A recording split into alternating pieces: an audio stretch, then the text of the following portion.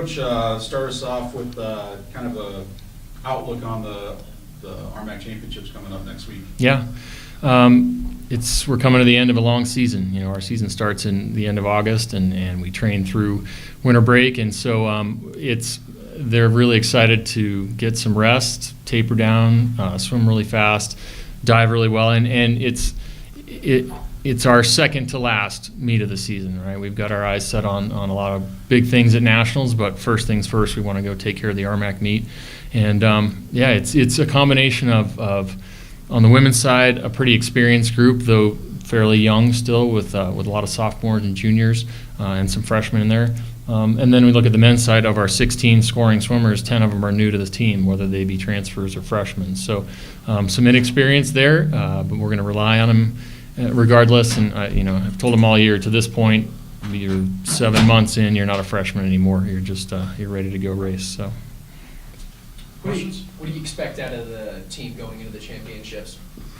Well, I think it's a little different on each side. The men's side, there's only 4 teams. It's going to be a lot more about top end and winning events and winning relays.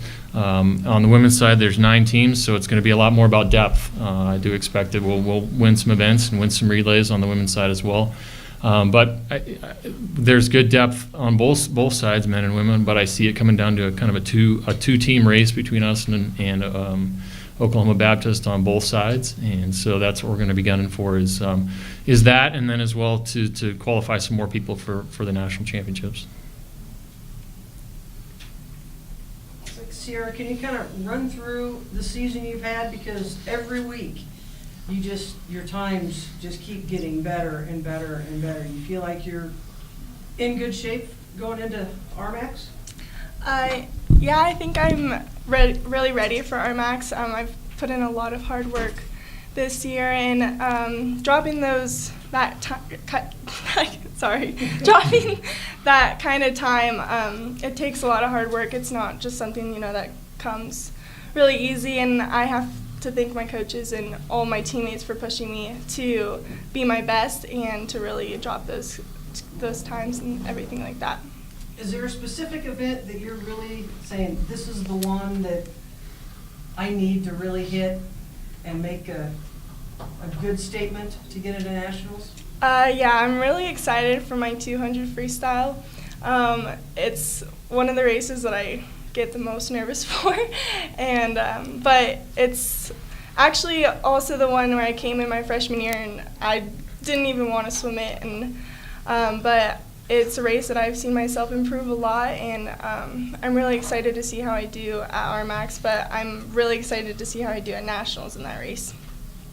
Torsten, kind of the same thing. I mean, your times each meet just keep getting better and better. And what are you looking to do this week or next? I'm looking forward to race pretty fast, especially with my teammates. We have a pretty good distance team this year. We're all super close, like not just in practice, also like out of practice. We're pretty good friends, and we did a lot of hard work, especially during winter practice. We got a lot closer, and I think this will be a good meet, like not just for me, but especially for the team. Looking forward to that, yeah. What would an RMAC championship mean to this program? It would mean a lot. I mean, the women's program has never won the RMAC.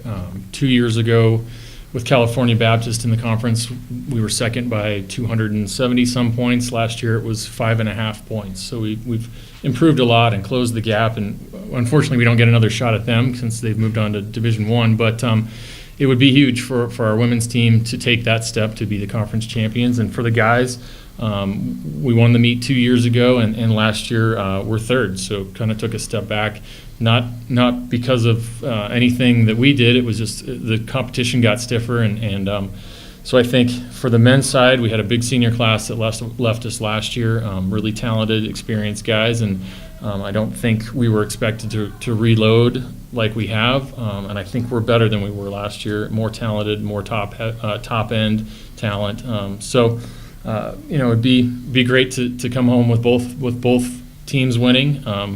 It's a long week. It's with swimming and diving. It's 12 sessions total of prelims, finals.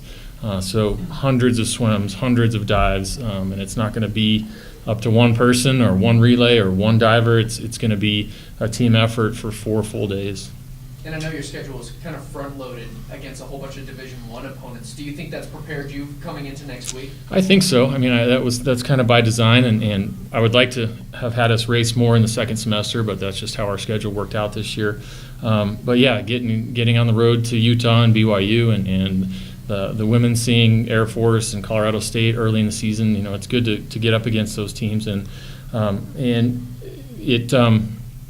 I think it just showed us what we're capable of because we were able to hang right there with a lot of those programs. And so, if we want to be one of the best Division II teams out there, we need to be able to see competition that's a little bit above our level early in the season. So how have you guys kind of handled swimming some of that top competition? Is it kind of, hey, if I can compete against these guys, I'm going to do whatever I need to at Division II?